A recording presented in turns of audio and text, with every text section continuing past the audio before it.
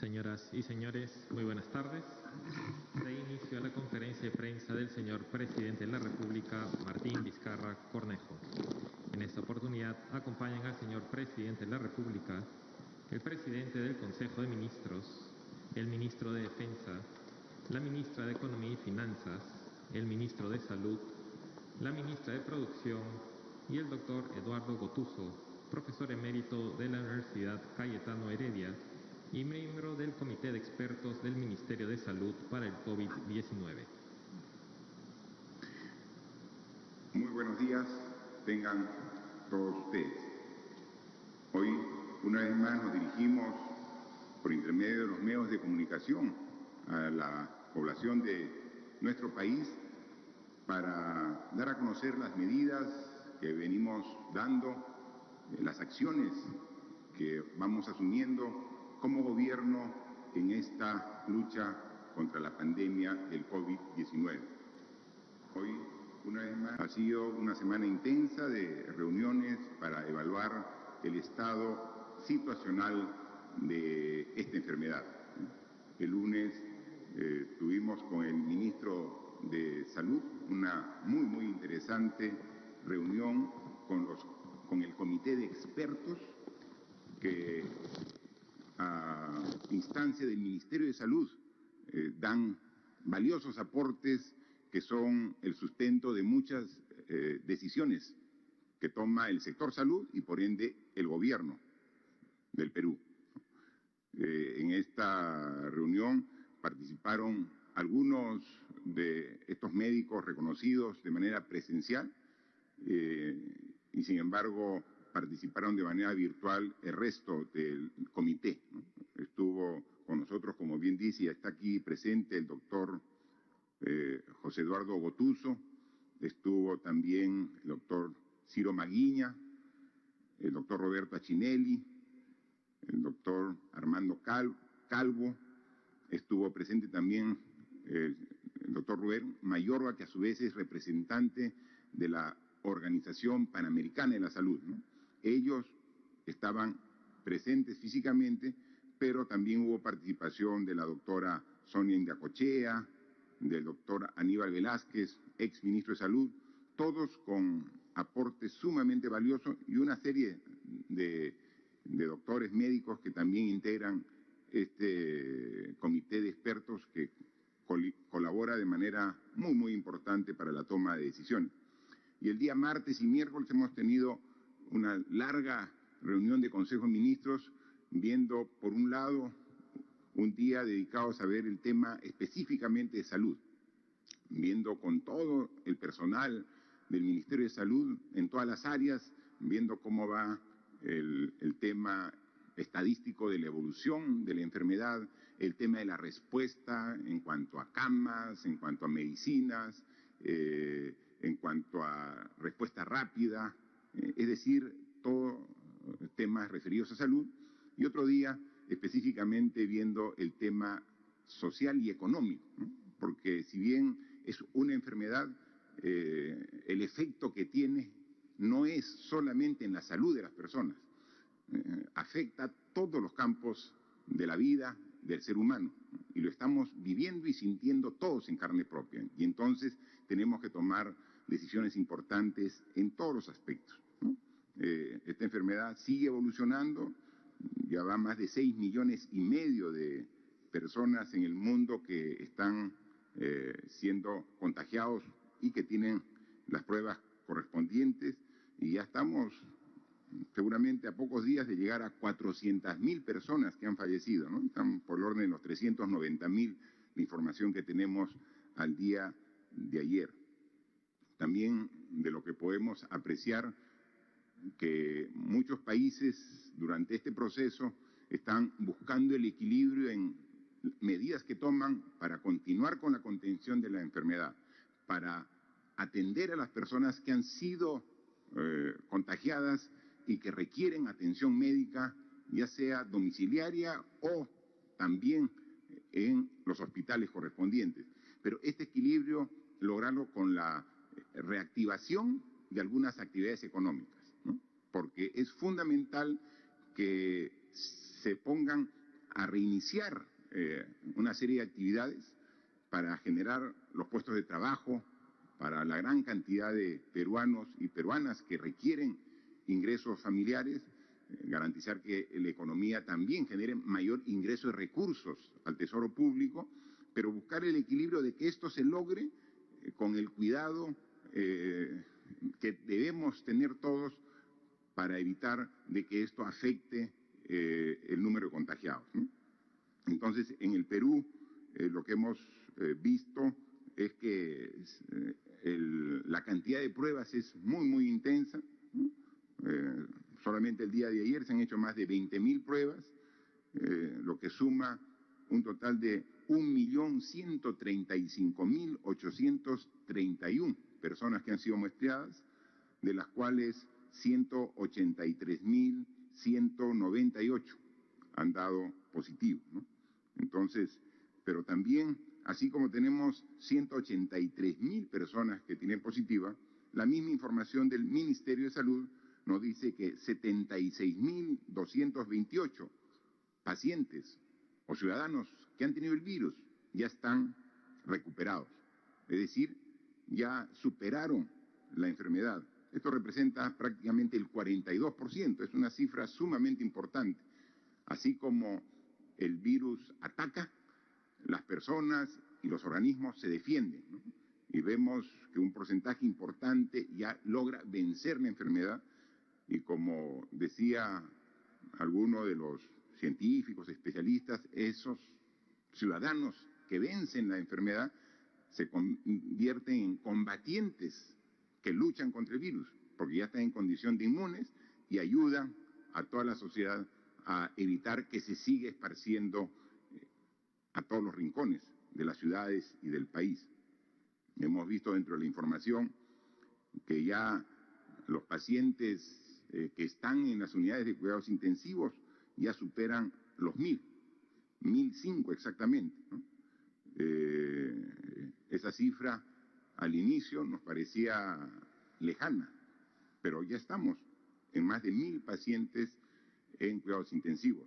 Nosotros nos hemos puesto metas para en un corto plazo llegar a tener 1.500 camas en cuidados intensivos y a fines de mes estar llegando a las 2.000 camas disponibles para todos los ciudadanos que lleguen a esa instancia. Pero no todos llegan a cuidados intensivos. Hay muchos pacientes que se internan en el hospital y con el tratamiento y el cuidado adecuado de todo el sistema de salud se recupera y retorna para sus domicilios. En la actualidad tenemos 9.063 pacientes que están hospitalizados en las diferentes regiones en el país, en los diferentes establecimientos de salud. Lo que hemos visto, por ejemplo, ayer en la reunión del Consejo de Ministros, que tuvimos ayer miércoles, vimos que uno de los temas que en la actualidad es un factor fundamental a ser atendido para poder atender a las personas que sufren de los estragos del COVID-19 en su organismo, es el tema del oxígeno. Y en consecuencia, ayer mismo en el Consejo de Ministros hemos aprobado un decreto de urgencia que da medidas extraordinarias para incrementar la producción y el acceso a sistemas de oxígeno medicinal para el tratamiento del coronavirus. Lo que hemos visto que con el oxígeno está ocurriendo lo que ha ocurrido con otros equipos y bienes que se requieren para combatir esta enfermedad, ¿no? Que cuando ven de esta necesidad, siempre existe gente inescrupulosa que trata de aprovecharse de esta situación tan delicada que afecta a todos los peruanos para sacar un margen de utilidad extraordinario, cuando lo extraordinario debería ser el aumento de la solidaridad. Siempre existe gente inescrupulosa que se aprovecha de esta condición. Entonces, a través de este decreto de urgencia, entre otras cosas, estamos declarando al oxígeno como un recurso sanitario estratégico, ¿no? Donde su uso para medicina para curar enfermos es prioritario sobre su uso industrial. Ahora requerimos que el oxígeno que se produzca vaya para los enfermos que lo requieren. Y entonces, durante la pandemia, que va a tener un plazo definido, tenemos que priorizar. Si alguna actividad industrial requería oxígeno, tiene que esperar para que ese oxígeno pueda ser de uso medicinal. Y entonces también, con ese criterio de inicio, esta prioridad, entonces damos recursos al Ministerio de Salud para que adquiera lo que los técnicos, los expertos han determinado que es la cantidad de oxígeno que requerimos a nivel nacional para atender a todos los pacientes. Son 84 millones de soles los que se están asignando al Ministerio de Salud para que pueda hacer la adquisición de la compra del suministro de oxígeno medicinal a nivel nacional. Pero no solamente hay que adquirir el oxígeno, hay que distribuirlo en cada una de las instituciones hospitalarias, ¿no? Y entonces también hay problemas de escasez de los balones de oxígeno. Entonces también esta misma norma dispone la transferencia de 11 millones de soles para financiar la instalación de redes de gases medicinales y el mantenimiento correctivo de plantas generadores de oxígeno medicinal en Lima y en las regiones. Entonces, por un lado, se declara como un bien esencial y se da la prioridad para el uso medicinal antes que cualquier otro uso. Luego se asigna recursos para que esta medicina pueda ser adquirida en los volúmenes que requerimos para todo el país. Y las compras se hacen en proveedor local, nacional o internacional. Es decir, si podemos atender la demanda con el abastecimiento nacional, lo hacemos.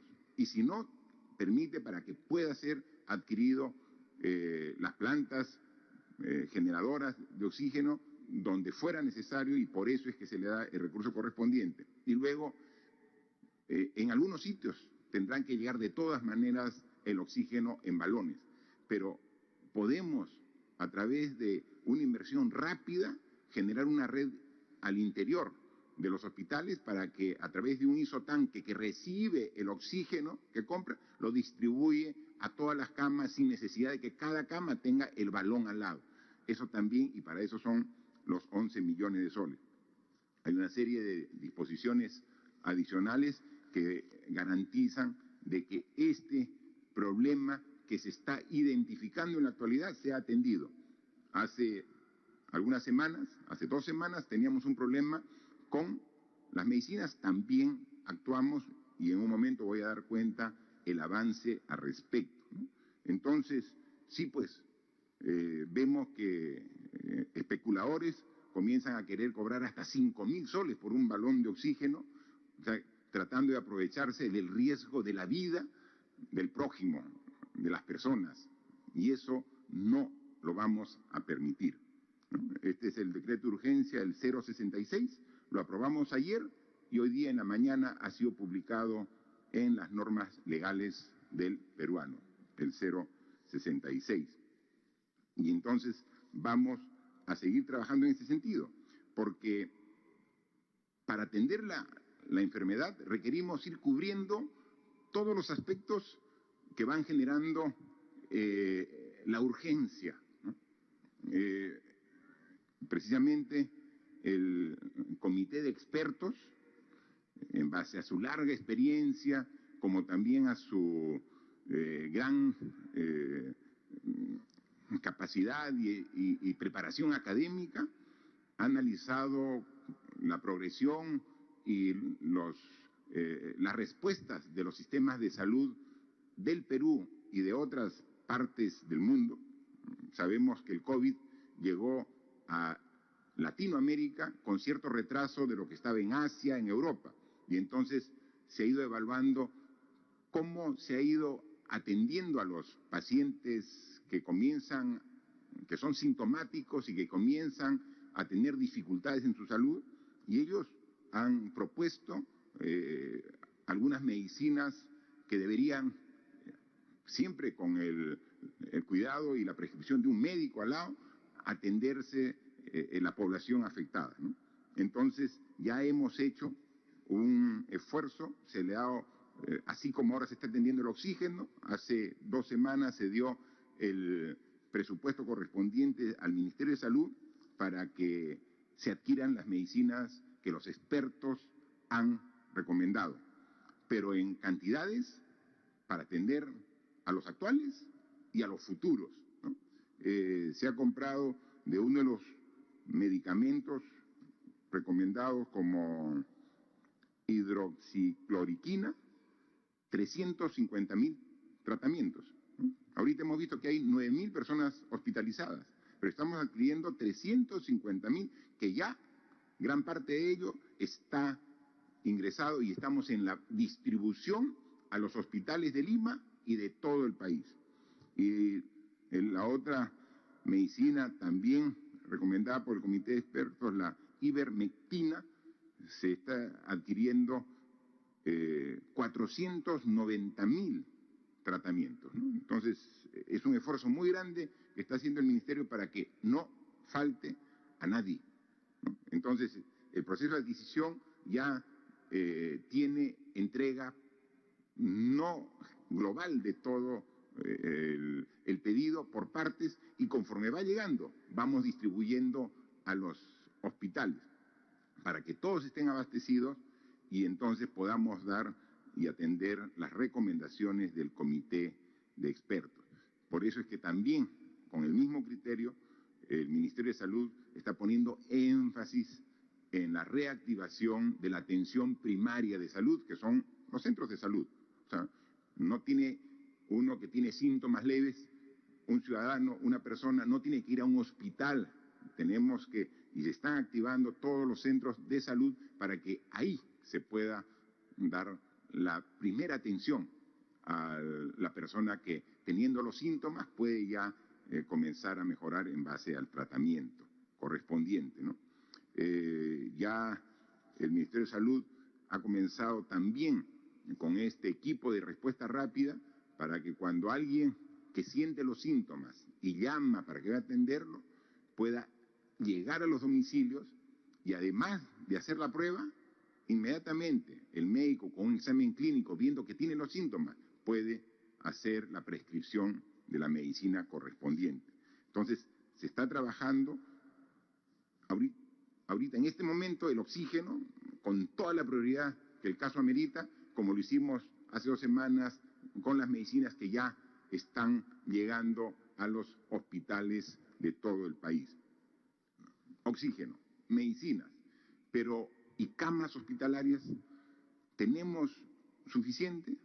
Hemos dicho que no, que esta enfermedad es tan intensa y compleja que nos obliga a seguir aumentando y aumentando la capacidad hospitalaria, ¿no? Y entonces hay 2 cuadros para que vean cómo vamos en la respuesta que estamos trabajando respecto a las camas.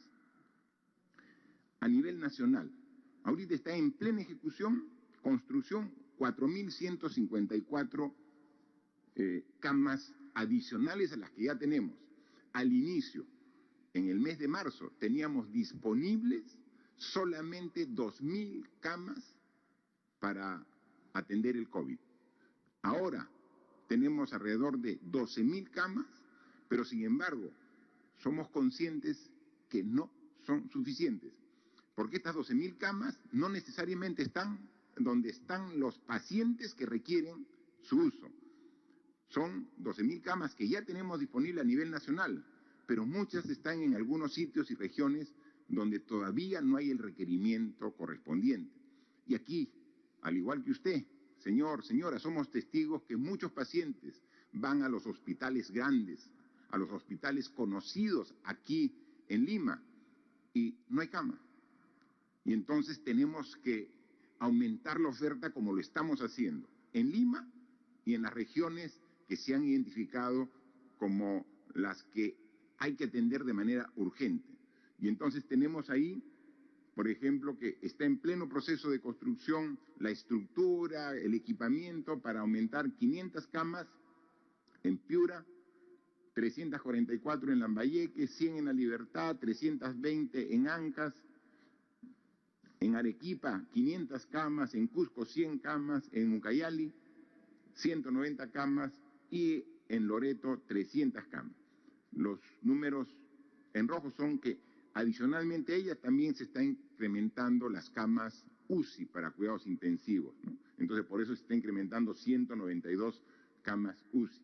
Entonces se ha empezado con las regiones que más lo requieren, ¿no? Pero en el proceso hay algunas nuevas regiones que requieren camas, por ejemplo, Ica, ¿no? Entonces inmediatamente ya se ha dado la disposición al Ministerio de Salud para que incorpore también en esta prioridad, por ejemplo, Ica. Y lo importante, y hay que también resaltar, que los gobiernos regionales están haciendo lo propio. Esto es lo que estamos trabajando a través del gobierno nacional. Pero hay una serie de regiones que con su esfuerzo, con el presupuesto que tiene el gobierno regional, también está incrementando, y por eso esas 4.154 camas van a ser más cuando también en el transcurso de este mes de junio estén a disposición de toda la población. En Lima, que es una realidad propia por la gran cantidad de población, está en construcción ahora, en este momento, 1.800 camas adicionales a las que ya se tienen.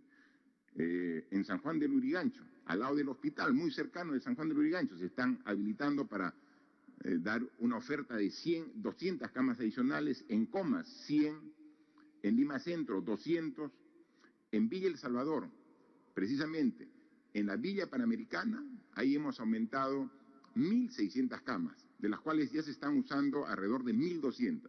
Adicionalmente, se están habilitando 500 camas más en Villa El Salvador, y en San Miguel, en el Hospital Mongrut, tenemos 800 nuevas camas que ya se han instalado y que están actualmente en la marcha blanca para ponerse a disposición de toda la gran Lima metropolitana. Entonces, este es el esfuerzo, para trabajar en todos esos aspectos.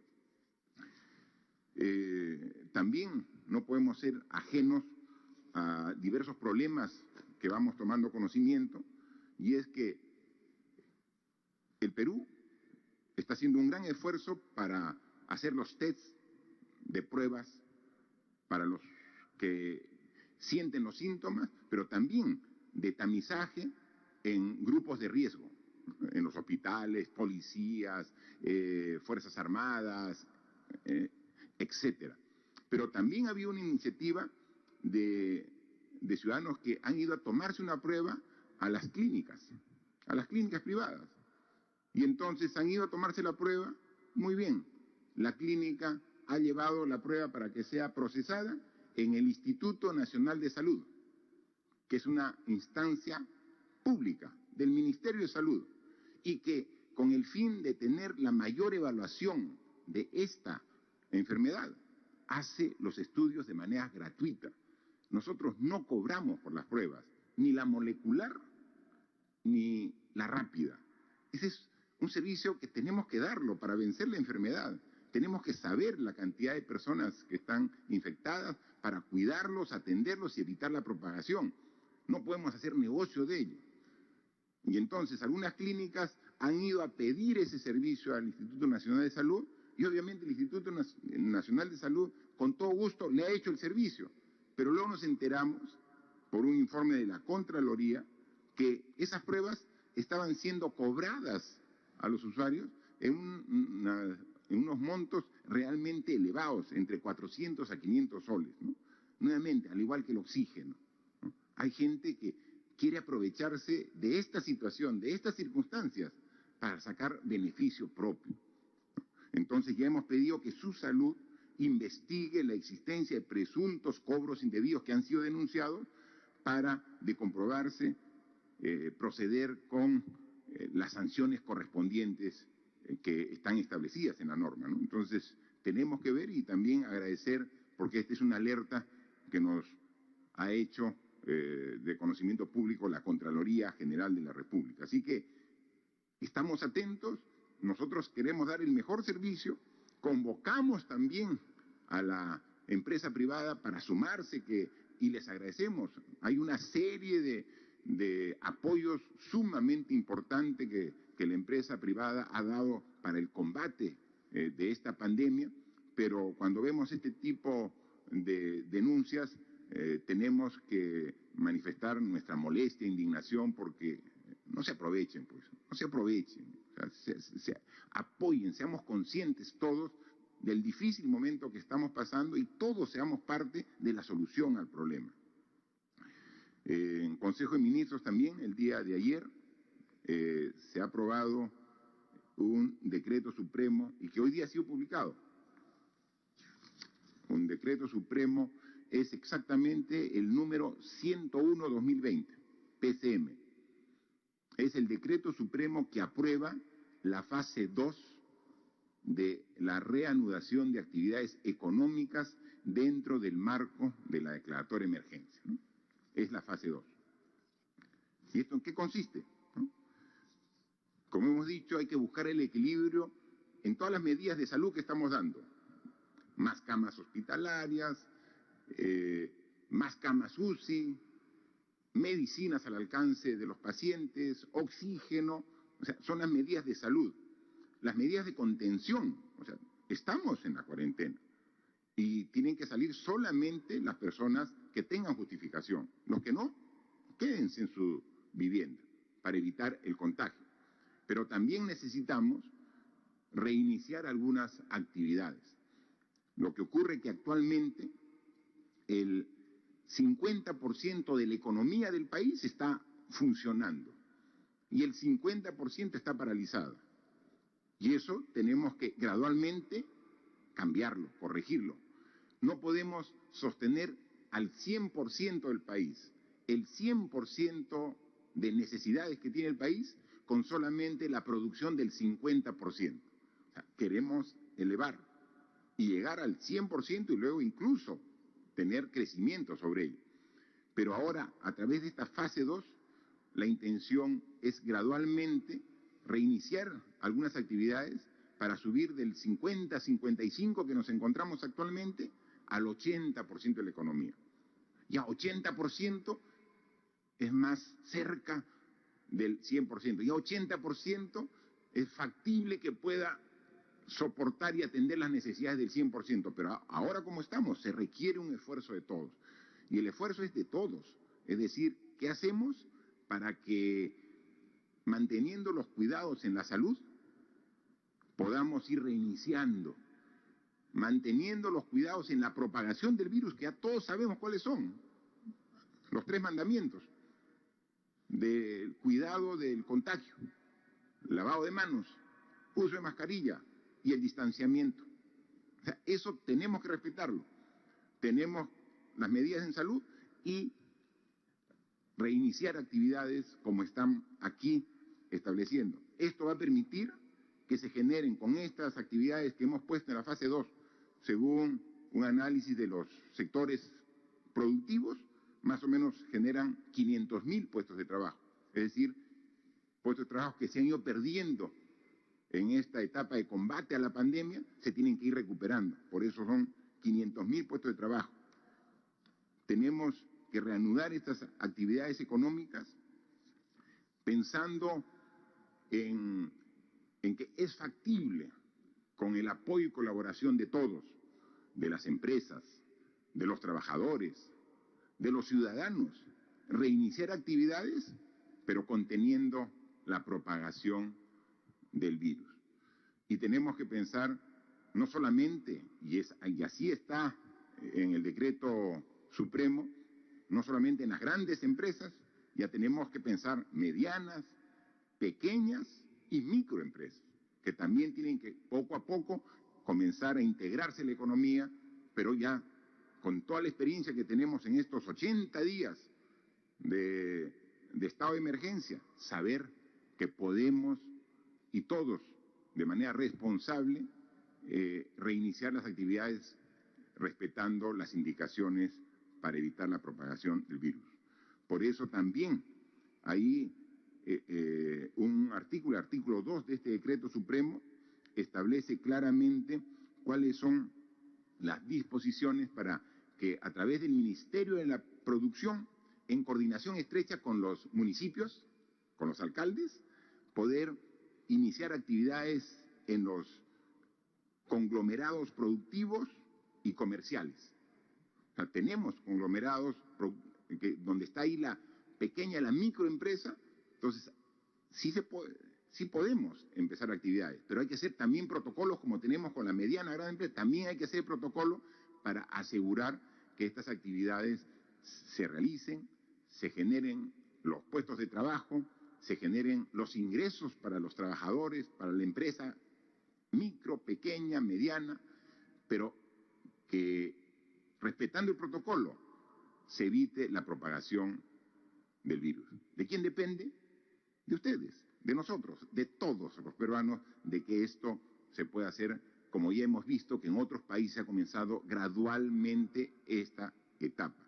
Vamos a trabajarlo conversando, y ahí yo pido también el apoyo porque estos conglomerados productivos y comerciales tienen sus dirigentes, así como intervenimos en algún momento los mercados, porque había un alto nivel de contagio en los mercados, y los propios dirigentes fueron los que asumieron la responsabilidad de ordenar el mercado y luego reiniciar en nuevas condiciones. Esta es la mejor prueba que también los conglomerados, no de mercados, sino comerciales, se pueden reiniciar. Pero es ahí el dirigente, los miembros de estos conglomerados, con la autoridad, con el alcalde y el Ministerio de la Producción, obviamente, ayudarán en el orden, no en la represión, en el orden. La policía y las Fuerzas Armadas, juntos podemos hacer un trabajo de reiniciar la actividad económica cuidando y evitando la propagación del virus. Ayer también pedimos un informe del estado de avance del bono. Ya hasta el día de hoy hay 4.700.000 familias que han recibido los 760 soles. 4.700.000 familias. Bien por ellos, pero mal por los que todavía no reciben el bono. Son más de 2 millones de familias que todavía no reciben. Entonces, el esfuerzo que tenemos ahora, en este mes de junio, es llegar a todos. Entonces, hay familias que sí, me dicen, gracias, hemos recibido. Quizás incluso dicen, dado el largo tiempo es insuficiente, pero ya recibimos. Nosotros queremos en este mes preocuparnos principalmente de más de 2 millones de familias que no han recibido y estamos en proceso de entrega. Hay veces, por la dispersión de hogares en el sector rural, es más difícil llegar a ellos. Y como también es difícil llegar a algún tipo de hogares que en el padrón que tenemos no están claramente identificados. Por eso es que hemos permitido de que se inscriban los que a su juicio dicen, yo soy un hogar que no ha recibido y no está considerado, está en proceso justo de validación y seguramente a partir de la próxima semana comenzamos con esas familias que no estaban consideradas inicialmente. Son por lo menos 7 millones de hogares que van a recibir el bono, de las cuales 4.700.000 ya lo recibieron. Nuestro compromiso es llegar a todos. Disculpen la demora, es parte del sistema burocrático que tenemos. Estamos haciendo todo el esfuerzo, pero vamos a llegar a estos hogares que aún no han recibido. Y también nos comprometimos que en junio, este mes, empezaba la reapertura de comedores populares, ¿no? De los 13.664 comedores populares que hay a nivel nacional, ya esta semana han abierto sus puertas y están atendiendo más o menos el 20%. 2.648 comedores populares. Nosotros, como gobierno, damos parte de la subvención, pero quien tiene que adquirir los productos son los municipios. Entonces, los que ya tenían los procesos de licitación listos, estos municipios es que ya hemos empezado. Entonces, exhortamos a los demás municipios para que puedan, de manera ágil y rápida, poder hacer los procesos y poder llegar a todos los comedores populares. En momentos difíciles necesitamos asegurar la alimentación de la población y hay que trabajar en ese sentido, ¿no? También hay protocolos. Estos operan a puertas cerradas y ya hemos visto algunos ejemplos de cómo la población ya responsablemente está aplicando los protocolos. En los comedores populares, las señoras que son el soporte del comedor, muy bien instruidas, respetan así estrictamente todas las indicaciones, asegurándonos que se da esta alimentación sin tener riesgos de contagio en este proceso. Hay algunas directivas sanitarias que hemos sacado para iniciar algunas actividades físicas, ¿no? Eso lo tenemos claro que era necesario ya después de 80 días, ¿no? De este estado de emergencia. Algunos pueden hacer algún tipo de actividad física dentro de su hogar, su domicilio, pero algunas personas quieren tener la posibilidad de salir. Ya se han dado las directivas para que se reinicien, pero somos claros, o sea, se da la oportunidad, pero si no lo requieres, quédate en tu casa. Lo mejor siempre es, no hay lugar más seguro que estar en tu domicilio. Pero si por un tema de estrés o como parte de salud mental requieres ejercicios, hemos dado las características e instrucciones para que puedas hacer ese ejercicio físico cerca de tu vivienda y con algunas características para evitar el contagio en esa actividad. Tanto el contagio de uno, el que quiera hacer este deporte, en las inmediaciones de su domicilio, que no se contagie, ni tampoco, porque a veces hay personas que son asintomáticas tampoco contagiar, entonces tiene que haber una distancia que se ha previsto entre los que practican este deporte. Pero como lo dijimos, en el caso de la autorización para los niños que puedan salir alrededor de su vivienda, solamente en la cuadra, en la manzana de su vivienda, esto era una opción. Finalmente, ¿quién es el que determina si saca o no saca al niño o niña? El padre o el adulto que está cuidándolo. Son ellos los que definen. Igual, cada persona, si quiere hacer uso de esta oportunidad, cada quien evaluará y tendrá que tomar todas las precauciones del caso. Es decir, como en todo, se dan las disposiciones, pero el cumplimiento depende del ciudadano, ¿no? Al cual invocamos el respeto de las indicaciones para evitar, como siempre, que esto sea un elemento de contagio. Así seguimos viendo y también, aparte del ejercicio individual, recreativo que realizan las personas, también están las actividades deportivas federadas, ¿no? Se está permitiendo a través de un cronograma para que el fútbol profesional, bajo protocolos aprobados por el IPD, el Instituto Peruano del Deporte, y coordinados con el Ministerio de Salud, pueda retornar el fútbol profesional. Pero son 4 fases. Se ha aprobado ya que comience la primera fase, que es el acondicionamiento físico individual de los jugadores de fútbol profesional. Tiene un periodo de 28 días durante este mes de junio, luego pasa a un entrenamiento técnico individual, luego el entrenamiento regular, ya es decir, el equipo con las restricciones del caso, y en la 4ª fase está la competición regulada. Sí, la mayoría de los peruanos tenemos un club del cual somos hinchas y quisiéramos ver esas competencias.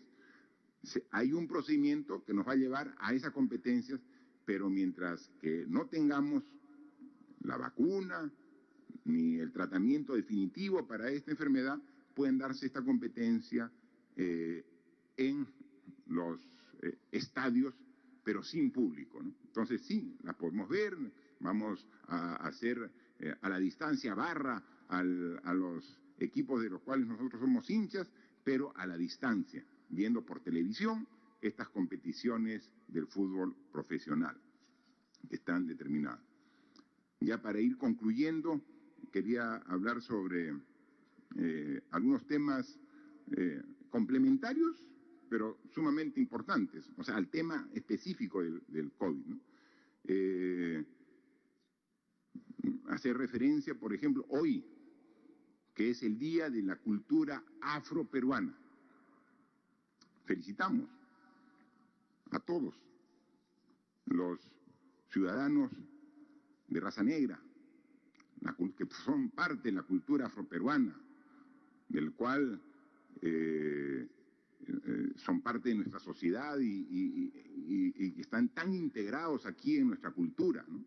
Y miren, y justo haciendo referencia y recuerdo de la cultura afroperuana, que hoy, precisamente es su día, vemos las terribles noticias de discriminación que han generado indignación a nivel mundial de lo sucedido recientemente en Estados Unidos, con un ciudadano que perdió la vida precisamente por un elemento, un policía, ¿no? Y entonces es una muestra de racismo y la discriminación que tenemos que rechazar enérgicamente. Pero no es que rechacemos el racismo y la discriminación allá, hay que rechazarla acá, porque acá también la sufrimos. En la última encuesta que se hizo, el censo que se hizo, cuando una de las preguntas que se hizo a la población es si había sufrido alguna vez discriminación. Y el 50% de los peruanos dijo que había sentido discriminación. O sea, es un mal, no antiguo, es un mal actual. Y es un problema no lejano, es un problema nuestro, ¿no? Entonces, tenemos que cambiar con el compromiso de todos. Es un tema sumamente importante. Y para eso no hay secretos. Para eso tenemos que cambiar con la educación. Pero la educación no que empiece en el colegio, la educación en casa. Es ahí donde tenemos que hacer ver que todos somos iguales, todos valemos lo mismo, ¿no? Y tenemos que educar para hacer un país más equitativo y más justo, ¿no? Y es el esfuerzo que debemos ir haciendo. Y también fuimos autocríticos diciendo que en esta pandemia, en nuestra reacción lenta como aparato burocrático que tenemos como Estado, hemos ido atendiendo a diferentes grupos ciudadanos a nivel nacional, pero los pueblos indígenas no han tenido la respuesta del Estado que debiera, y estamos corrigiendo ello, ¿no? Hemos aprobado la resolución ministerial 308 de MINSA, definiendo un ámbito de intervención de 10 regiones, Loreto, Ucayali, Amazonas, San Martín, Madre de Dios, Cusco, Cerro de Pasco, Huánuco, Junín y Cajamarca, y con un presupuesto de 88 millones de soles para un plan que contempla atender una población de 862.000 personas, de las cuales 368.000 son pobladores indígenas, ¿no? Eso es lo que queremos ver, esto estamos trabajando. El plan contempla intervenciones en todas estas regiones. El día de hoy el ministro de Salud se va a reunir con la viceministra de Cultura, los dirigentes correspondientes para socializar este plan. No queremos que sea un plan impuesto, sea un plan que sea articulado y que sea con los aportes de los propios dirigentes de los pueblos indígenas, ¿no? Entonces hay que también hacer un reporte epidemiológico COVID para los pueblos indígenas, es fundamental. O sea, necesitamos un tratamiento especial porque no se estaba atendiendo con la importancia que requiere esta población que está normalmente siempre dejada de lado de manera tan injusta. Incluso dentro de ello, en el decreto de urgencia de oxígeno también se ha contemplado la adquisición de 1.200 concentradores de oxígeno, así portátiles, chiquitos, porque claro, para llegar a una comunidad donde está donde está esta población, va a ser muy difícil llevar una planta de oxígeno o llegar con los balones, pero sí existen estos concentradores de oxígeno que de manera portátil se puede llevar y se puede atender en caso haya personas COVID que requieren atención de oxígeno para ello, ¿no? Entonces, hay acciones inmediatas que se han determinado con las DIRESAs, las Direcciones Regionales de Salud de Ucayali, Junín y la Red de Salud de Condorcanqui, donde ya estamos comenzando a trabajar. Se ha iniciado la visita de equipos de respuesta rápida en Loreto, ya han estado en Santa Clotilde, Trompeteros, están yendo a Ucayali, a San Francisco, a Betania. Estamos viendo llegar a toda esta población. Para ello son 4.036 profesionales SERUM los que están atendiendo a los pueblos y poblaciones originarias de todo el Perú, ¿no? También manifestarles de que estamos, miren cómo pasa el tiempo, estamos ya a 10 meses aproximadamente, poquito más de 10 meses para que se realicen las elecciones generales donde los peruanos vamos a elegir al nuevo presidente o presidenta, quien me reemplace, como también al nuevo Congreso de la República.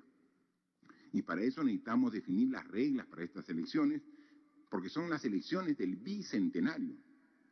La lucha contra la pandemia no puede ser pretexto para la indefinición, o menos aún para dar marcha atrás con las reformas políticas que el pueblo ha respaldado en referéndum. O sea, no aprovechemos esta crisis que estamos viviendo para desandar lo andado, que tanto esfuerzo nos ha costado a toda la ciudadanía. Y me refiero explícitamente ahora al tema de paridad y alternancia. Es fundamental que el Congreso de la República mantenga la norma tal como se aprobó de paridad y alternancia para las elecciones de abril del 2021. Está en la Comisión de Constitución este tema entrampado. Por favor, estamos hablando hace un momento de la discriminación y la rechazamos. Yo estoy seguro que en el Congreso también los 130 congresistas rechazan, pero rechacemos con medidas claras y concretas. O sea, no de la boca para afuera. Y entonces, demos oportunidad a todos. Y por eso, la paridad y alternancia es fundamental que pueda respetarse tal como ha sido propuesta, aprobada y legislada para las elecciones de abril del próximo año. Las mujeres deben tener las mismas oportunidades que los varones. No creo que aprovechando estas circunstancias quieran corregir y regresar a las normas del pasado que tanto daño han hecho. Bueno, solamente queda reiterar, como siempre lo hago, el apoyo y responsabilidad de todos los peruanos. Tenemos que lograr el equilibrio que estamos buscando con las medidas que vamos proponiendo. La cuarentena continúa hasta fines de mes, ¿no? Así está establecido. ¿Qué significa eso? Que hay un porcentaje importante de la población que tiene que quedarse en casa. ¿Quiénes se deben quedar en casa en esta cuarentena? Primero, los adultos mayores. Son personas vulnerables. Las personas que tienen algún tipo de enfermedad que si a eso se le suma el COVID, ponen en riesgo su vida. Personas vulnerables por su avanzada edad, adultos mayores. Personas vulnerables porque tienen enfermedad en casa. Quédense en casa. Estamos en cuarentena hasta fin de mes. 2. ¿Quiénes se deben quedar en casa? Toda la población estudiantil. Se quedan en casa. Niños, jóvenes, adultos que estudian en el colegio, en el tecnológico, en la universidad, educación remota, se quedan en casa. Hasta fin de mes de la cuarentena se quedan en casa. ¿Quiénes más se quedan en casa? Las personas que todavía no se incorporan en ninguna actividad económica productiva. Si todavía no tienen una actividad que con los protocolos va a reiniciar, se quedan todavía en su domicilio. Entonces vamos a tener un porcentaje importante de la población que todavía tiene que continuar en casa. Existen muchas empresas privadas y existe también en el sector público, los ministerios, los municipios, los gobiernos regionales, que un porcentaje importante está haciendo trabajo desde casa. Ellos se quedan en casa, estamos en cuarentena. Se dan cuenta que tenemos un porcentaje importante. Sin embargo, hay otro porcentaje que va a salir, porque es parte de las actividades económicas que van a reiniciar a través de esta fase 2, como fue en la fase 1, para brindar un crecimiento de la economía que también requerimos todos. Ellos, cuando salgan, tienen que salir cumpliendo los protocolos establecidos, los que va a hacer su empresa, los que va a ser verificado por nosotros, cuidando distancia, no menos de 1 metro de distancia entre persona a persona, donde estemos, en el trabajo, en el banco, en la tienda, en la calle, no menos de 1 metro. Siempre lavado de manos con agua y con jabón y siempre el uso correcto de la mascarilla cuando salgamos de nuestra vivienda. Inmediatamente salgamos, uso correcto de mascarilla, pero que cubra nariz y boca, de manera permanente cuando salgamos, cuando estemos en contacto con gente fuera de nuestro domicilio. O sea, no usar correctamente la mascarilla es exactamente igual que no portarla. O sea, esta es una barrera importantísima para evitar el contagio. Recibirlo o entregar el virus. Esta es la barrera que tenemos que ver. Tenemos todavía un camino por recorrer. Agradezco a todos y cada uno de los ciudadanos que en estos 80 días están poniendo todo su esfuerzo para combatir y vencer a esta enfermedad. Pero no hemos llegado a la meta. Todavía estamos en medio camino. Falta un tramo importante por recorrer. Pero ahora estamos más preparados en el sistema de salud. Estamos más preparados porque ya tenemos el conocimiento cómo podemos evitar el contagio. En consecuencia, con la preparación, la responsabilidad de todos, sigamos en esta tarea. Estamos seguros que este virus va a ser derrotado por todos los peruanos y vamos nuevamente a recuperar la senda y progreso de desarrollo que tenemos como objetivo para nuestro querido país. Muchas gracias y ahora quedamos a disposición de las preguntas de los medios de comunicación. Gracias, presidente. Ministros, primera pregunta de Radio Pachamama de Puno. Señor presidente, la población de la región de Puno cumplió rigurosamente con la cuarentena, esperando mayor atención por parte del Estado. Sin embargo, la cantidad de pruebas enviadas son mínimas comparadas a regiones donde se ha notado el desacatamiento a las normas sanitarias. Tampoco tenemos un laboratorio biomolecular ni un hospital COVID-19. Mucho menos han llegado respiradores mecánicos. La política de su gobierno es atender a los que más cumplen o los que menos lo hacen. Presidente, ya será 1 mes desde que anunció la compra de tablets para cerrar la brecha digital entre la educación rural y urbana. No obstante, aún no hacen efectiva la entrega de estos dispositivos a estudiantes y maestros. ¿Cuánto más tendrán que esperar los estudiantes del área rural del país? ¿Nos podría indicar las especificaciones técnicas de estas tablets? ¿Evaluaría usted el cambio del ministro de Educación?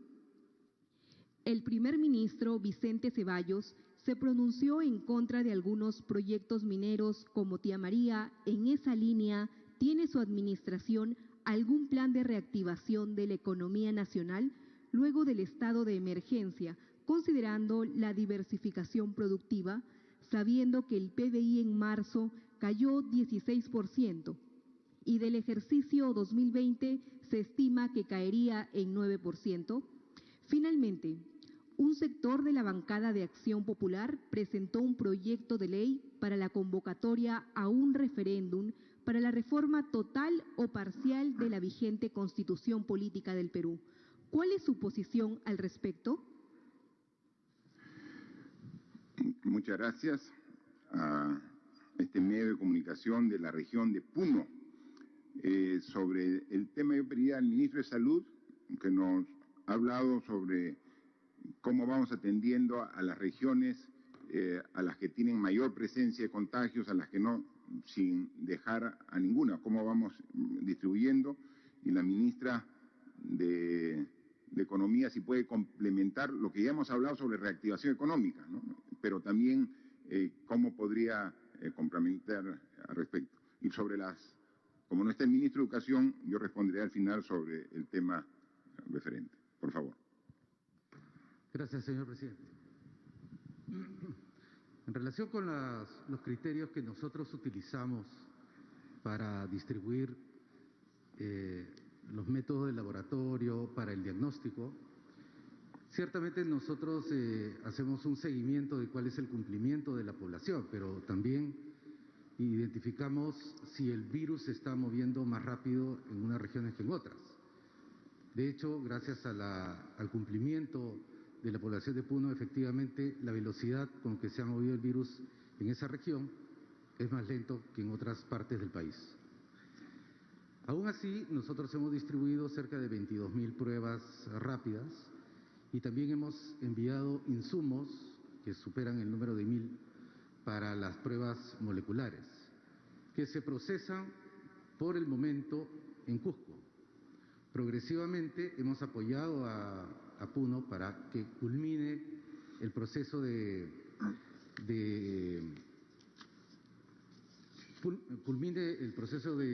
desarrollo de su laboratorio de pruebas moleculares, como lo han hecho otras 12 regiones. En ese caso falta en Puno culminar la parte de bioseguridad y el entrenamiento de su personal. Prontamente Puno también va a tener su laboratorio totalmente implementado y en operaciones. En relación con los equipos de ventilación mecánica, tal y como se ha explicado en otras oportunidades, estos equipos se movilizan por todo el país de acuerdo a las necesidades. En estos momentos Puno tiene 21 equipos de ventilación mecánica que no están siendo totalmente utilizados completamente porque la epidemia no ha llegado a impactar de manera significativa.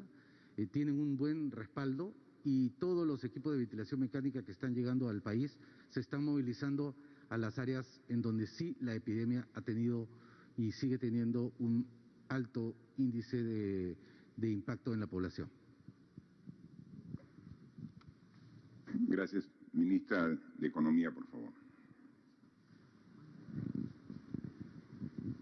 Gracias, presidente. Nosotros, al inicio de la pandemia, diseñamos un plan económico con dos fases bastante claras: la etapa de contención y la etapa de reactivación económica. Hace aproximadamente un mes, nosotros iniciamos la transición a la etapa de reactivación económica con la apertura de la fase 1 de la economía.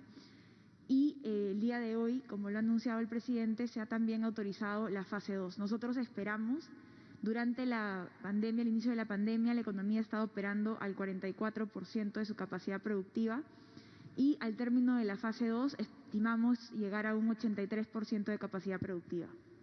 De la mano con esto, como parte de la reactivación económica, venimos diseñando programas de gasto público que generen empleo. Estamos diseñando en estos días ampliaciones del programa Trabaja Perú, algunas otras actividades de Compras Mi Perú. La idea es progresivamente comenzar a la reactivación económica y también tenemos un programa agresivo de asistencia técnica a la ejecución de la obra pública de los gobiernos regionales y locales. Recordemos que la estrategia que implementamos a inicios del año nos llevó a niveles de ejecución en enero y febrero de la inversión pública nunca antes visto. Entonces, de la mano con algunos programas de gasto público que generen empleo, vamos a reiniciar las actividades de asistencia técnica a la ejecución de la obra pública que también genera mucho empleo. Muchas gracias. Muchas gracias. Respecto a las tablets, son aproximadamente 1 millón de tablets que están en proceso de adquisición para cerrar la brecha entre la zona urbana y la zona rural en la educación a distancia, que estamos en esta situación.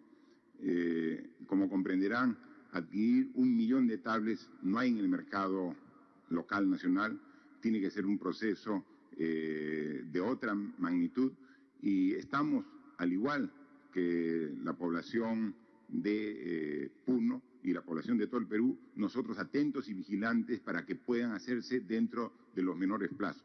Está establecido que para fines del próximo mes de julio las podamos disponer para que a partir de agosto. La idea es que no solamente estas tablets van a ser para esta etapa de la pandemia, que puede durar unos meses, la idea que es ya de manera permanente quedan. Por eso es que estamos justo aprovechando la crisis como una oportunidad. Si no hubiéramos tenido necesariamente esta crisis que genera este problema en la educación, iba a ser bien complicado hacer este esfuerzo, pero hay que sacar oportunidades de la crisis. Y esto no solamente va a ser para reducir la brecha durante la pandemia, ya queda de manera permanente y es asistencia. Así que la espera va a justificar porque está corrigiendo una injusticia en el tema educativo histórico con una proyección de futuro de corregir esa situación. Así que estamos atentos y vamos a insistir para que los plazos se cumplan y podamos tener a fines del próximo mes estos equipos tan importantes. Las características, eso la dará a conocer a través de un comunicado el propio ministro, el Ministerio de Educación. Segunda pregunta de Exitosa. Señor presidente, ¿por qué le cuesta al gobierno asumir el control de precios de productos y servicios en situación de emergencia, como el oxígeno y la atención en las clínicas? ¿Cómo va a garantizar el gobierno que la segunda etapa del programa Reactiva esté dirigida realmente a las pequeñas y medianas empresas? ¿Qué hará el gobierno para impedir que los bancos soliciten garantías y pongan trabas a las empresas que busquen un crédito durante la segunda etapa del programa Reactiva? Bien, por favor yo le solicito la primera parte de la respuesta a nuestro Premier y luego la ministra de Economía, por favor. Gracias, presidente. Desde una perspectiva constitucional, estamos sometidos a una economía social de mercado, donde el designio es oferta y demanda. Y usted bien enfatizado antes, a través del decreto de urgencia que acabamos de aprobar y publicar, se lo ha declarado al oxígeno particularmente como estratégico y esencial. Ya tuvimos problemas inicialmente con lo que es medicamentos y recientemente se han dado denuncias respecto al comportamiento que están teniendo algunas clínicas privadas. Pero acá también corresponde ser una interrogante, ¿no? La actuación oportuna y pertinente de las instancias reguladoras, los entes reguladores, el Ministerio Público, a través de Fiscalía de Prevención, es decir, tiene que darse un actuar conjunto. Como gobierno estamos poniendo a nuestra disposición interés permanente y obviamente en poner a condición de la salud de los peruanos y de su bienestar los mejores elementos que puedan velar por su salud y por su vida. Sin embargo, hay factores que hemos encontrado en el proceso que está siendo recogidos, regulados y rectificados. Más aún tenemos conocimiento inclusive que se viene proponiendo en el seno del Parlamento distintas iniciativas de carácter penal para sancionar este tipo de conductas. Obviamente nos allanaremos a estas iniciativas porque efectivamente en estas circunstancias críticas en las cuales estamos sometidos todos los peruanos sin distingo, no puede permitirse este tipo de especulaciones ni actos vedados contra la moral y particularmente cuando afectan la salud y el bienestar de los peruanos. Gracias, Premier. Ministra de Economía, por favor. Gracias, presidente. Yo quisiera compartir algunos datos bastante objetivos sobre los resultados de la primera fase de Reactiva. Hay dos objetivos bastante concretos alcanzados. Uno tiene que ver con las tasas de interés. El diseño de este programa, que ha sido una coordinación con el Banco Central, nos ha permitido tener tasas de interés mínimas históricas para las MIPES. Para que tengan una idea, las MIPES en el sistema no bancario acceden a tasas de interés de 41% en promedio y en el sistema bancario de 25%. En la primera fase de reactiva, las tasas a las que están accediendo es en promedio de 1.92. Esa es una reducción bastante significativa.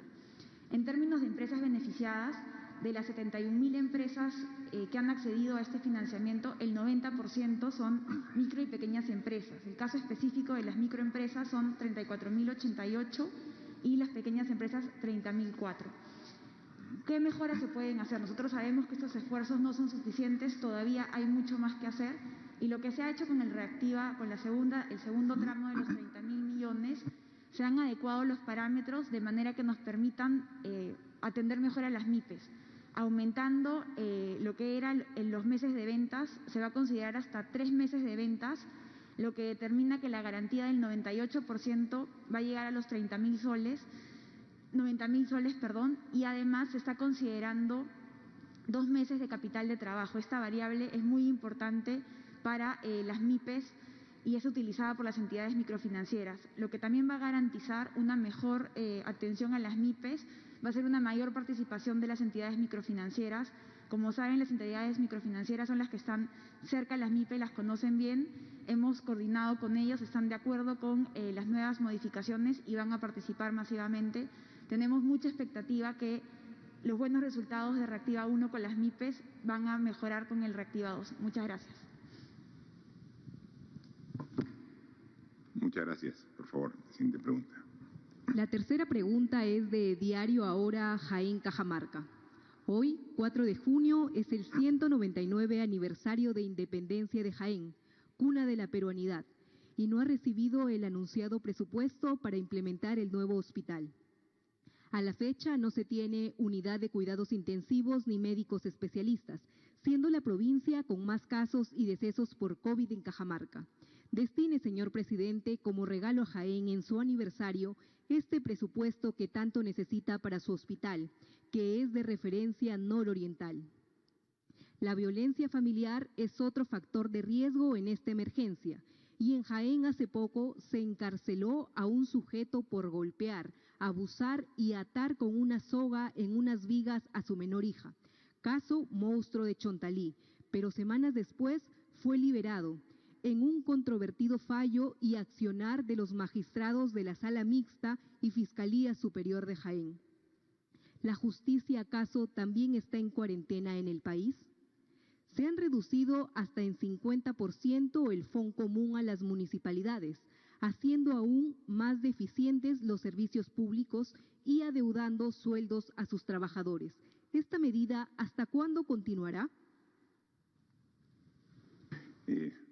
Muchas gracias. Solamente empiezo yo la respuesta comprometiéndome con Cajamarca y con Jaén para transferir el presupuesto que requiere para operar de manera eficiente este hospital. Hemos dicho que vamos a priorizar la educación y las palabras tienen que ir acompañadas de actos. La ministra de Economía sabe que ya el documento cursado por el gobernador regional de Cajamarca ha sido derivado al Ministerio de Economía y Finanzas para su atención correspondiente. Así que pierdan cuidado.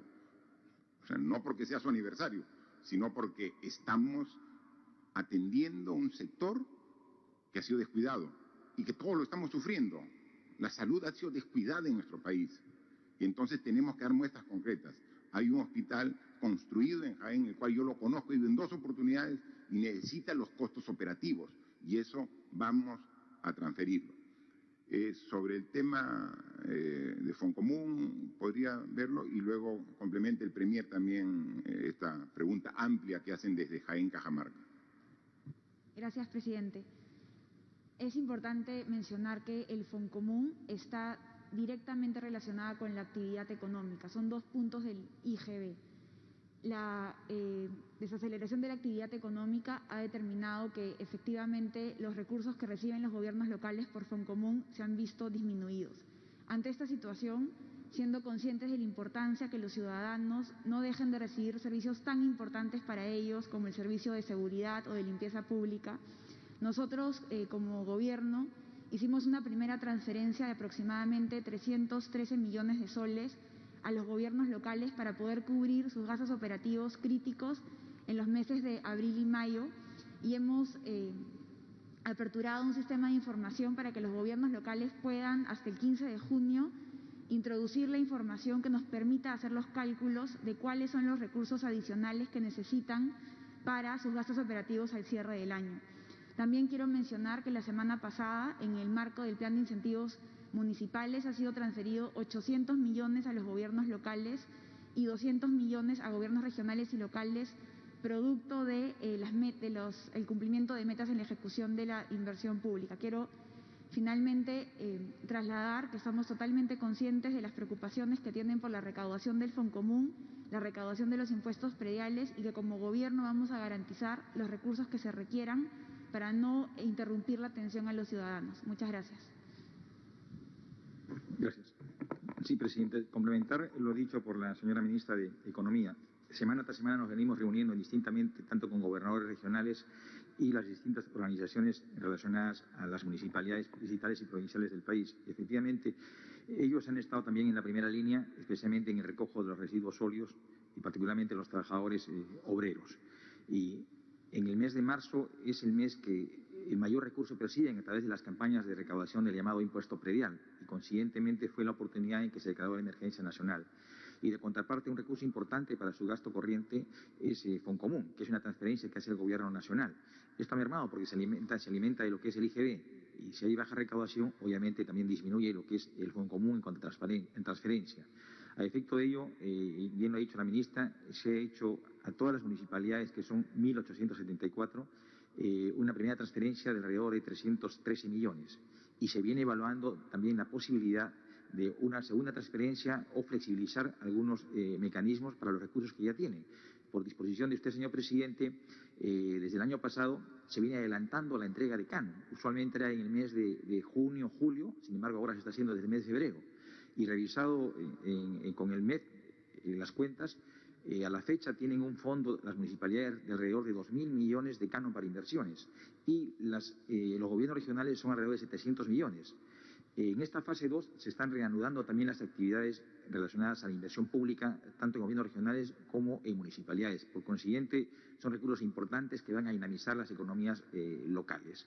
En respecto a si está en cuarentena la justicia, y esta pregunta, de ninguna manera. El hecho de que estemos priorizando la atención de salud no significa que nuestra Administración de Justicia no actúe con oportunidad y eficacia. La ministra de la Mujer, Gloria Montenegro, viene liderando un importante proceso de protección y de defensa de los derechos tanto de niñas, niños, adolescentes y mujeres.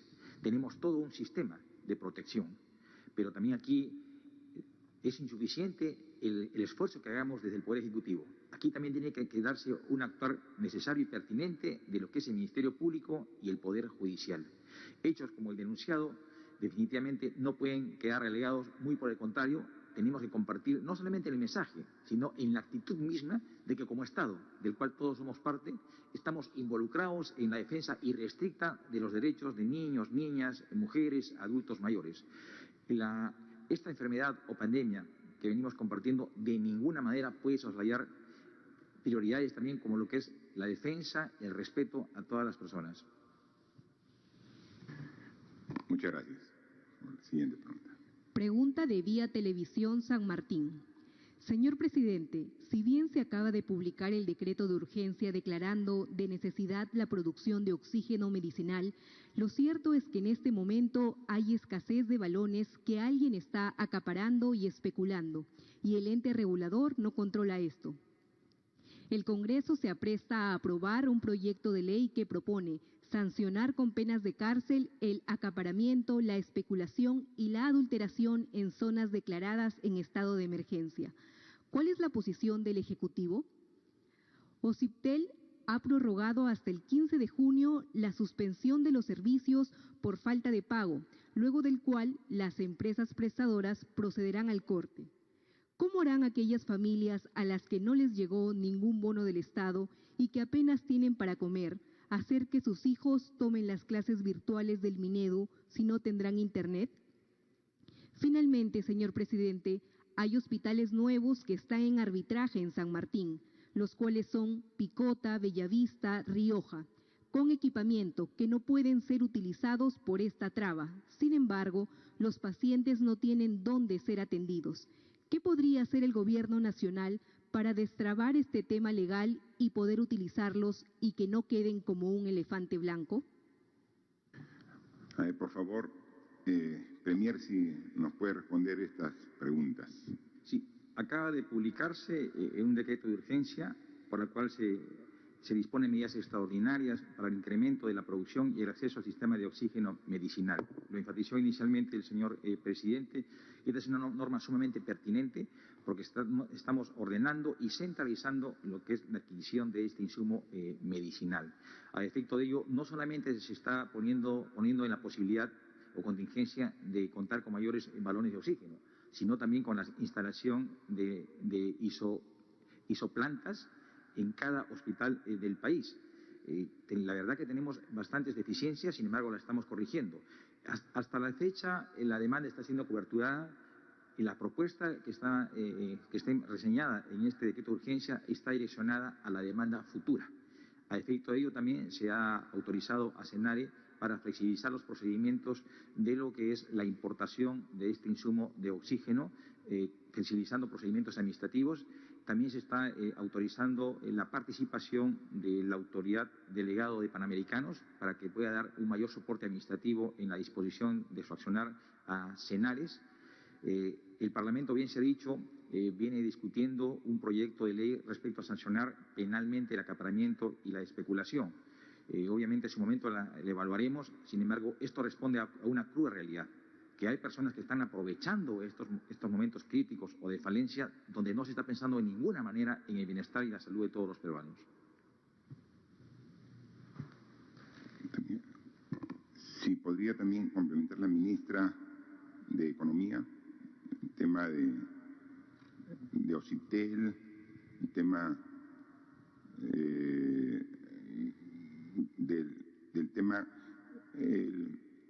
cómo hacemos con estos proyectos, o sea, cuál es el plan, proyectos de construcción de hospitales que están en proceso, que unos muy próximos a la culminación y que sin embargo por alguna medida arbitral o una medida cautelar o de amparo están entrampados, están ahí muy próximos a concluir y no pueden brindar el servicio a la población, ¿no? Por favor, ministro. Gracias, presidente. Primero, sobre el tema de OCIPTEL, para aclarar que lo que se está experimentando es un riesgo de rompimiento de cadena de pagos en algunas empresas de telecomunicaciones. Por eso es que con las medidas se están asegurando proteger a la población vulnerable y tratar de incentivar a que las familias que sí pueden pagar sus recibos lo hagan. De todas maneras, entendiendo la complejidad de la situación, se están abriendo las líneas para el fraccionamiento de los recibos. Pero para nosotros es importante que protejamos a las familias vulnerables, pero que las familias que están con la capacidad de pagar lo hagan para no romper con la cadena de pagos. Recordemos que las empresas de telecomunicaciones también generan empleo y tienen algunos proveedores que pagar. Lo que sí es importante aclarar es que no seguirán siendo disponibles los servicios de emergencia, los servicios relacionados al cobro del bono y también los servicios del Ministerio de Educación. En ese sentido, esos servicios van a seguir estando a disposición de los ciudadanos. Sobre algunos hospitales en procesos arbitrales, los procesos arbitrales son muy similares a los procesos que están bajo una controversia judicial. Es difícil para el Gobierno nacional, para una otra instancia de gobierno poder intervenir en estos procesos porque requieren una autonomía del Poder Judicial o de los árbitros. Lo que estamos haciendo es trabajando con los gobiernos regionales que están en esta situación para brindarle la asistencia técnica en cómo llevar adelante esta controversia. Lo que sí hacemos un llamado a que los árbitros den celeridad a estos procesos que se encuentran en arbitraje. En algunos casos hay mucho rezago en las respuestas de los árbitros y acá es donde nosotros pedimos, por favor, mayor celeridad por parte de los árbitros. Muchas gracias. Gracias. Yo veo insistente el comentario respecto al reactiva este programa para dar liquidez a las empresas y cómo va a en esta nueva fase estamos poniendo el esfuerzo de atender a las pequeñas, a las micro empresas, ¿no? A las pymes que son tan necesarias. Yo quisiera, aprovechando que está la ministra de la Producción aquí presente, quisiera que ella directamente está con estas empresas, ver cómo vamos a estar vigilantes para que lleguen este esfuerzo de liquidez para no romper la cadena de pagos también a la micro y pequeña empresa, y cómo también en este decreto supremo que hoy día hemos publicado en el peruano para la fase 2 de este reinicio de actividades, estos aglomerados, cómo se los incluye, ¿no? Entonces, decir, la economía no solamente son las grandes ni medianas empresas, la economía en el país es múltiple y diversa y llega hasta la pequeña microempresa, y a ellos también están enfocadas las medidas de carácter económico, de liquidez, como también de reinicio de actividades. Ministra de la Producción, por favor. Gracias, presidente. Buenas tardes. Primero que nada, en el marco del reinicio de actividades en la etapa 2, debemos mencionar que esto incluye 780.000 empresas aproximadamente, de las cuales, de esta focalización de estas 780.000, el 93% son microempresas, que van a poder estar habilitadas a poder iniciar sus operaciones. Hemos hecho un esfuerzo por simplificar los procesos, justamente para que sea de más fácil acceso y puedan iniciar más prontamente. Hoy, para que puedan iniciar, presidente, solo tendrán que colgar su protocolo, su plan de emergencia entre el SISCOVID y estarán ya en condiciones de poder iniciar sus operaciones. Pero adicionalmente a eso, presidente, debemos mencionar que esto va acompañado también en el propio decreto supremo de una disposición a través de la cual se nos faculta al Ministerio de la Producción, en coordinación con el Ministerio de Defensa, del Interior y los gobiernos locales, para poder trabajar de la mano con los conglomerados como son Gamarra, Mesa Redonda, Polvos Azules, las Malvinas, con quienes ya venimos teniendo reuniones, trabajando sus protocolos de inicio de operaciones en una primera fase, ya que estamos en cuarentena a puerta cerrada, ayudándolos a implementar sus plataformas digitales para poder ayudarlos a que puedan hacer venta electrónica, y esto va a ser todo coordinado con nosotros y trabajados de la mano, y antes que culmine la etapa 2, ellos ya estarán iniciando operaciones. Pero esto viene de la mano también con una serie de medidas que desde el Ministerio de la Producción se han puesto a disposición de las MIPES.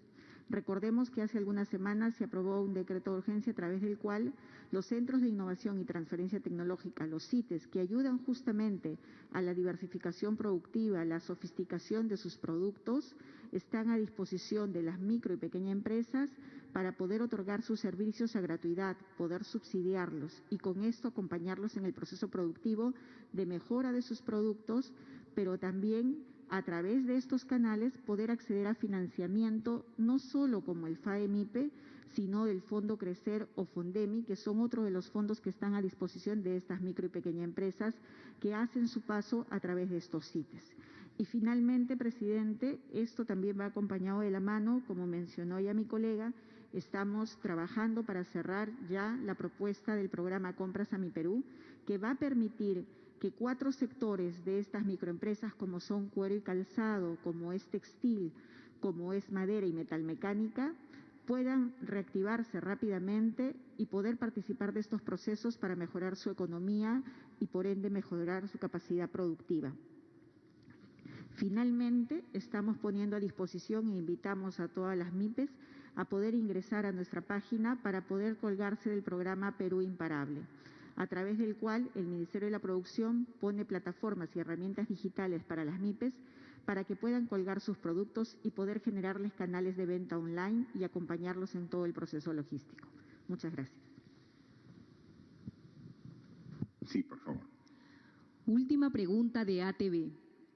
¿Qué se hará con las clínicas que cobraron a la población por pruebas moleculares, como lo evidenció la Contraloría? Sobre el caso Richard Cisneros, señor presidente, ¿puede decirnos cuál era su relación con ese personaje? ¿Y por qué tuvo contratos por un periodo donde pasaron 6 ministros de Cultura? Además, Lima y muchas provincias se están quedando sin oxígeno para los pacientes de COVID.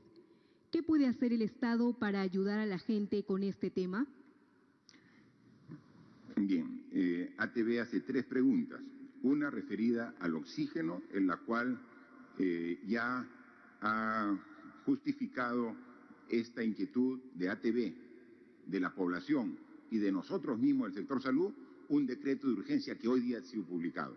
Este decreto de urgencia va a ir directamente a solucionar este problema, ¿no? Estamos trabajando intensamente, está evidenciado, el problema del oxígeno es una prioridad para nosotros como gobierno, ya no es una prioridad para el sector salud, es una prioridad del gobierno atender y solucionar el problema de oxígeno, y por eso hoy hemos publicado un decreto de urgencia. Luego también habla sobre las clínicas privadas y dice qué va a hacerse con el tema de este cobro indebido, exagerado que han hecho, ¿no? Nuevamente decimos, no podemos permitir que se lucre con la salud y el dolor de los peruanos. Por eso vamos a pedir a su salud que en esta evaluación, supervisión que haga de este proceso, dé una sanción ejemplar.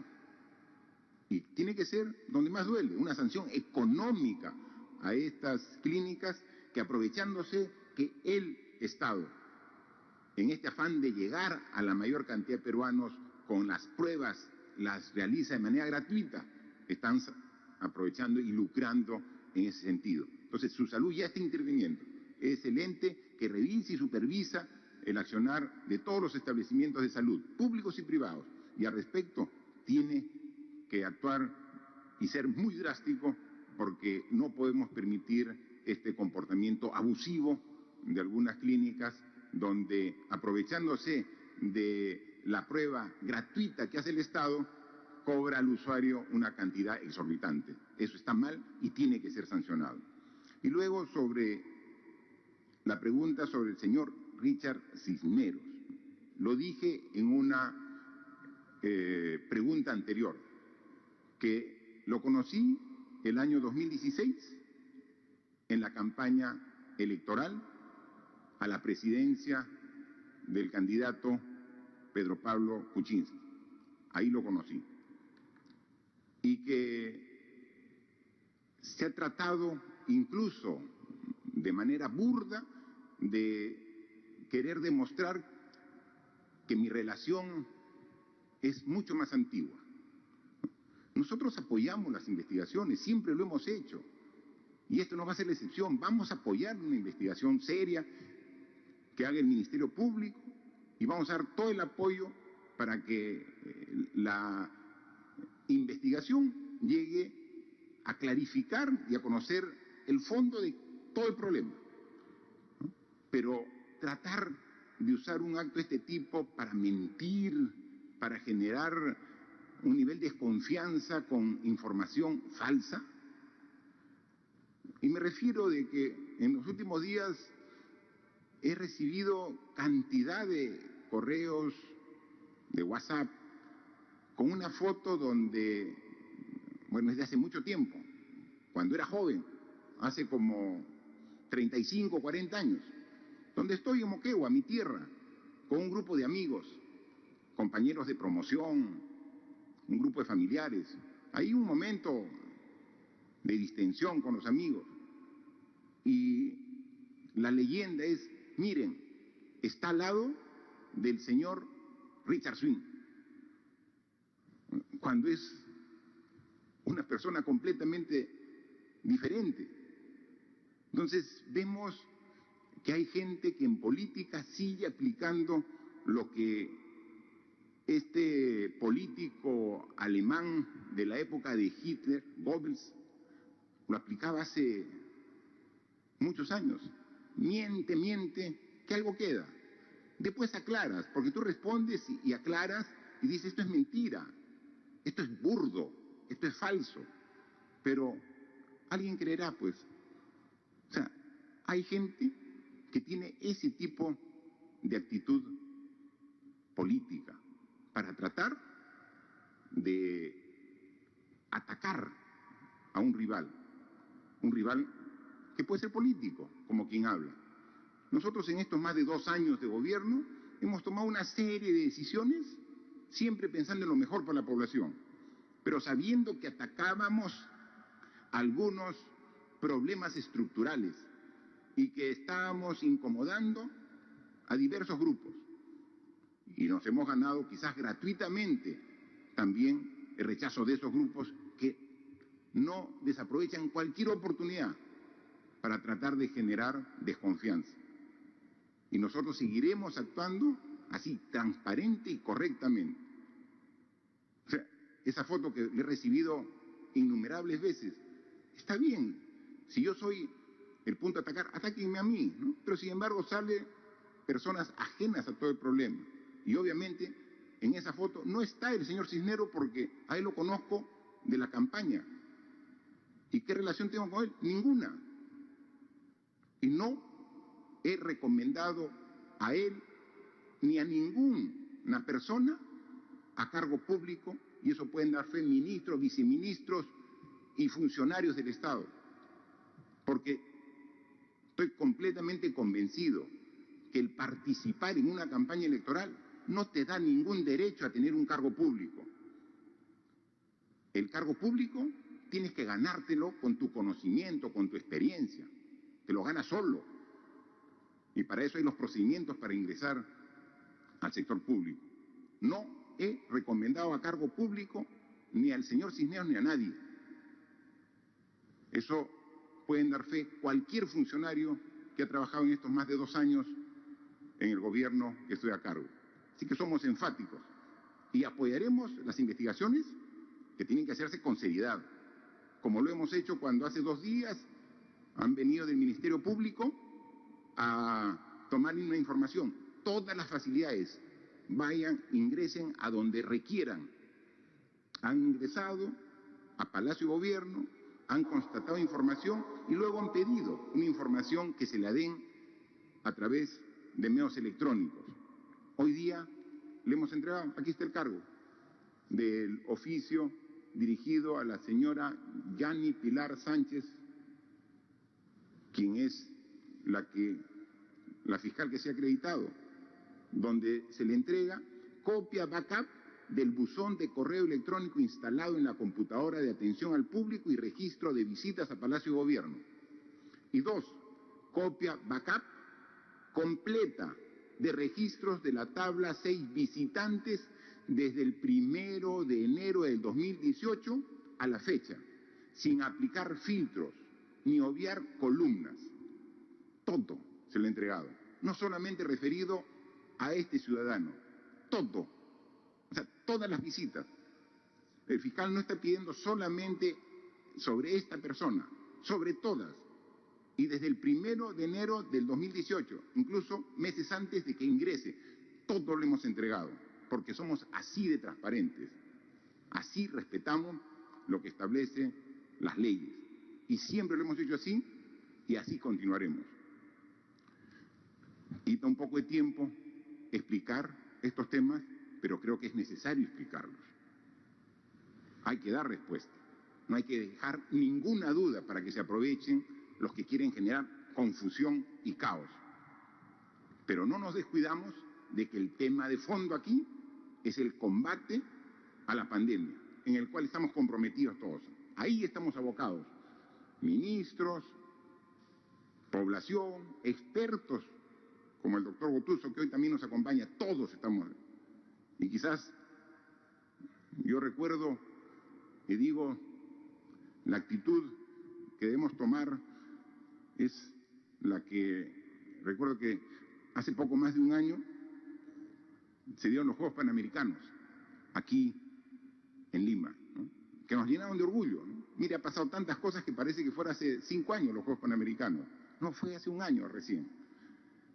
Y en esos Juegos Panamericanos yo estuve en la primera competencia, en la cual 42 países competían por la medalla de oro.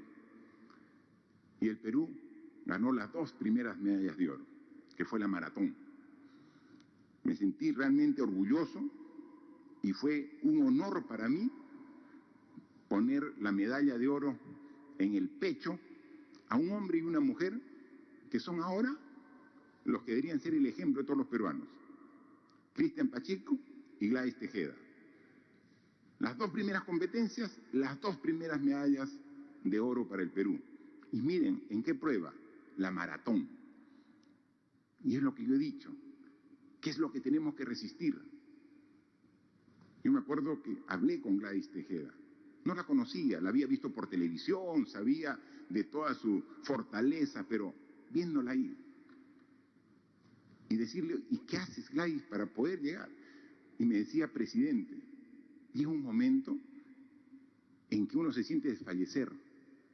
Llega otro momento en que ya no sientes tu cuerpo, pero uno tiene que seguir adelante. Y sigues adelante. Y continúas, porque tienes una meta.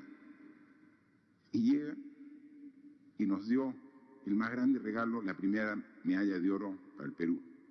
Con este esfuerzo que grafica cuál es la fuerza de los peruanos, de la mujer peruana, primero, y después Cristian, llegando en la prueba de hombres. En ellos tenemos que inspirarnos en esta etapa difícil que vivimos. Lo dije al inicio, esto no es una carrera de velocidad, esta es una maratón. Y así, como nos llenó de orgullo Gladys y Cristian ese 27 de julio del año pasado, 2019, también me siento orgulloso de los peruanos que aquí, ante esta pandemia que está generando tanto dolor y muerte en el Perú, no bajan la cabeza, siguen resilientes y siguen poniendo todo su esfuerzo para salir adelante. Eso me obliga a ratificar mi compromiso de no defraudarlos. Muchas gracias.